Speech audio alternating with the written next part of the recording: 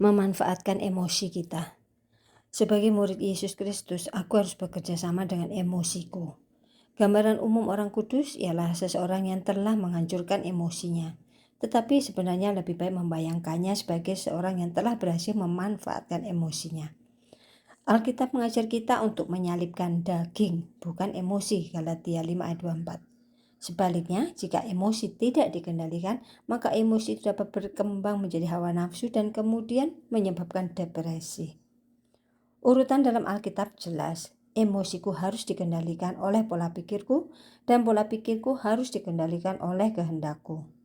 Ketika Paulus berkata, hendaklah pikiran ini ada di dalam kamu, Filipi 2 ayat 5, ia tidak sedang berbicara tentang otak Yesus, tetapi tentang cara berpikir dan tabiatnya. Jika Kristus hidup di dalamku, maka cara berpikirnya juga akan hidup di dalam diriku.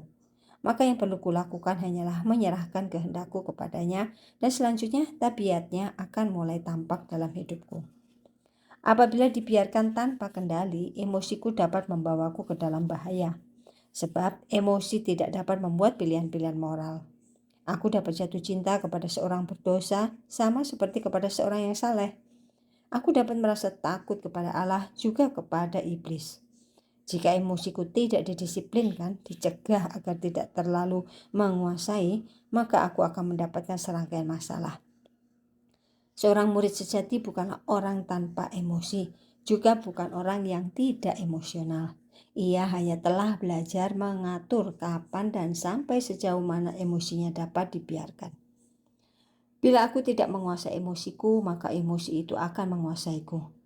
Ketika ketakutan, cinta, kebencian, prasangka, atau emosi lainnya menguasai hatiku, aku menjadi seorang yang neurotik. Kemenanganku terletak pada penolakan yang keras terhadap emosi yang menonjol dengan tindakan berdasarkan kehendak.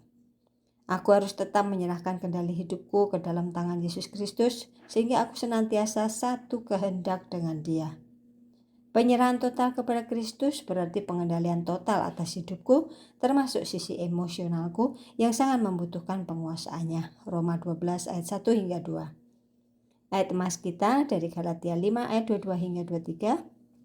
Tetapi buah roh ialah kasih, sukacita, damai sejahtera, kesabaran, kemurahan, kebaikan, kesetiaan, kelemah lembutan, penguasaan diri. Tidak ada hukum yang menentang hal-hal itu. Tuhan Yesus mengasihi Anda dan keluarga Anda.